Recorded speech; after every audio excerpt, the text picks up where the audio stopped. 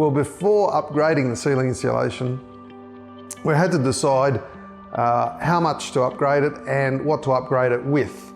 And without knowing very much about insulation products, we decided to build a controlled heat chamber, and we hired a cool room and made a simulated house and insulated it with all the different bulk insulations and reflective insulations that we could find, and basically tested how they performed in heat and in cold. So the result was polyester performed really, really well. And not only that, but it was a nice product to work with, much more pleasant than the fiberglass bats that we had in the roof already. So that's what we decided. And we went with a polyester and a combination of the polyester and reflective insulation. And we'll see that very shortly.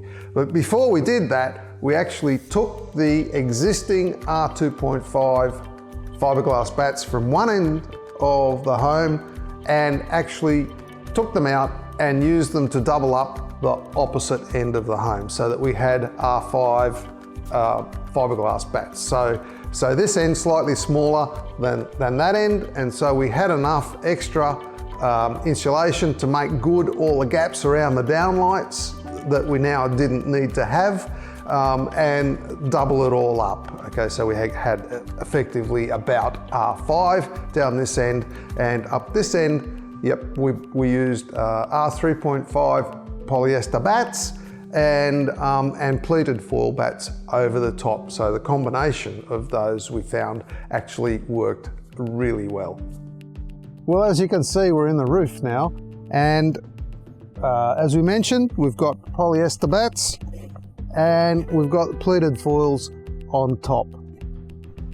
The bats are 3.5. It was the biggest bat available at the time in polyester.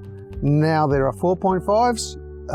And also, of course, if you want more, you could do like two 2.5s to make about a 5. But that's what we had at the time, and so to get more performance out of it, we put the pleated foils on top. And thermally, like, summertime performance of this is just fantastically good. Winter's good too, but there are a couple of problems with our implementation here. So one is that it makes it quite difficult to traverse across the roof, because you have to move the foils, and anytime there's maintenance here, they tend not to be put back.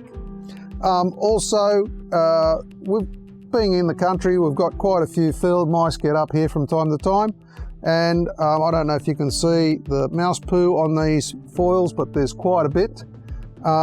But where the polyester is exposed, there's not really much mouse poo there, because the mice don't actually like the feel of the polyester. So that's the foils. I still think that the foils are a great idea in combination with polyester, particularly where there's a roof with not much space, where maybe you have to lift the roof to put insulation in, and you're limited in how much the physical space of insulation. So it's a great combination to get a really high R value.